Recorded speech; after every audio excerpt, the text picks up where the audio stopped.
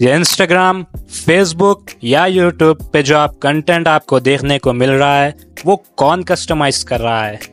या फिर जब आप नेटफ्लिक्स या अमेज़न प्राइम खोलते हो तब आपके फेवरेट मूवीज आपको सजेशंस में कैसे मिलती है? या चलो जब आप अपना गूगल मैप्स ओपन करते हो कहीं जाने के लिए तो आपको लेस ट्रैफिक के साथ फास्टेस्ट रूट कैसे दिखने को मिलती है? इन सब के पीछे का राज है एआई। जी हाँ, एआई के बारे में आपने आज तक बहुत कुछ सुना होगा। एआई ये है, एआई वो है, लेकिन क्या आपने अब तक जाना है एक्चुअल में एआई होता क्या है और ये कहाँ कहाँ यूज होता है? तो मेरा नाम है आसिम, आप सभी का मेरे न्यू चैनल पर स्वागत है। वीडियो को एंड तक जरूर देखना और वीडियो अच्छी दिखी तो सब्सक्राइब करना मत भूलना। एआई का मतलब आर्टिफिशियल इंटेलिजेंस, एक ऐसी टेक्नोलॉजी है जो अपने आप काम करती है बिना किसी इंस्ट्रक्शंस के। अब आप कहोगे भाई क्या वॉशिंग मशीन एआई से चलती है? जी नहीं, क्योंकि वो एक ऑटोमेटिक मशीन है जो पहले से ही फंक्शन की गई है, जिसे अपने टास्क पहले से ही पता होते हैं। एआई से हम मशीन को एक ऐसी एबिलिटी देते हैं जिससे वो खुद काम को समझकर अपने आप उस काम को करती है। द नेम आर्टिफिशियल इंटेलिजेंस इसीलिए दिया गया है, मतलब ये एक ऐसी इंटेलिजेंस है जो ह्यूमन माइंड की तरह काम करना चाहती है, जैसे एक इंसान सोचता है, समझता है और काम करता है, बिल्कुल इसी तरह। एआई का डेफिनेशन अभी तक रिसर्चर्स ने भी नहीं दिया है, क्योंकि एआई में रोज रोज नए नए अपडेट्स होते रहते हैं, इसीलिए इसका परफेक्ट डेफिनेशन देना अभी तक पॉसिबल नहीं है। अब चलिए मैं आपको कुछ एआई के एप्लीकेशंस के बारे में बताता हूँ, जिससे आपको और इजी हो जाएगा समझने में कि एआई यूज कैसे होता है। Application number 1, self driving cars. Self driving cars जैसे टेस्ला एक ऐसी कार है जो बिना किसी ड्राइवर के हमें एक जगह से दूसरी जगह ले जाती है।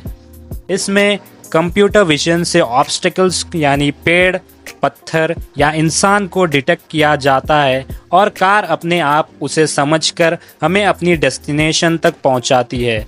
इसका मतलब है कि सेल्फ ड्राइविंग कार्स जैसे टेस्ला में एआई का यूज होता है। Application number 2, image and video processing.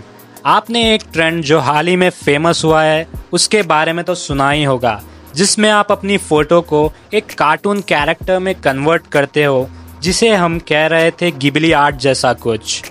ये सब भी होता है एआई की हेल्प से, जिससे काफ़ी फेक इमेजेस और वीडियोस बनती है। Application number 3, content recommendation. आपको जो कंटेंट सजेस्ट होता है, जैसे बड़े बड़े सोशल मीडिया प्लेटफॉर्म जैसे इंस्टाग्राम, फेसबुक या यूट्यूब पर, यह सभी होता है एआई की हेल्प से। तो ये थे एआई के 3 एप्लीकेशंस, जिससे आपको समझ में तो आ ही गया होगा कि एआई आखिर होता क्या है। एआई को डिफाइन करते वक्त हमें ये 2 प्रॉपर्टीज़ ध्यान में रखनी होती है, अडेप्टिविटी एंड ऑटोनॉमी। अडेप्टिविटी मतलब नए डाटा से सीखना और अपने आप को बेहतर बनाना। ऑटोनॉमी मतलब अपने आप किसी काम को करना बिना किसी इंस्ट्रक्शंस के। अगर कोई चीज़ एआई है तो उसमें ये 2 प्रॉपर्टीज़ आपको ज़रूर देखने को मिलेगी। एआई को हम एन एआई या एआई नहीं कह सकते, क्योंकि ये कोई काउंटेबल नाउन नहीं है। ये एक सब्जेक्ट है जैसे केमिस्ट्री या बायोलॉजी होता है, तो इसे एआई सिस्टम जैसा कुछ कहना बेटर होगा। क्या आपने मूवीज़ में देखा है जहाँ एआई स्काईनेट बनकर दुनिया ख़त्म करेगा? या आप सोचते हो हर रोबोट मूवीज़ की तरह कहेगा कि वो आपका दोस्त है? जी नहीं, ये सब मूवीज़ में वो दिखा रहे हैं जो एआई ने अब तक किया ही नहीं है। लोग इसे देखकर कंफ्यूज हो जाते हैं कि एआई एक्चुअल में है क्या। एआई जितना आसान दिखता है उतना आसान होता नहीं है।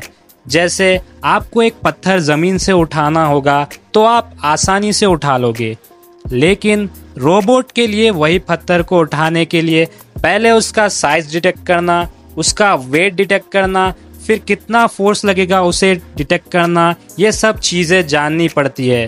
तो एआई के लिए ये काफ़ी मुश्किल हो जाता है। पर कभी जो हमें हार्ड लगता है वो एआई के लिए आसान होता है। जैसे एक बार लीडिंग चेस चैंपियन ने एआई डीप ब्लू के साथ चेस खेला था, जिसमें वो इजीली हार गए थे। तो ये एआई के लिए काफ़ी इजी था।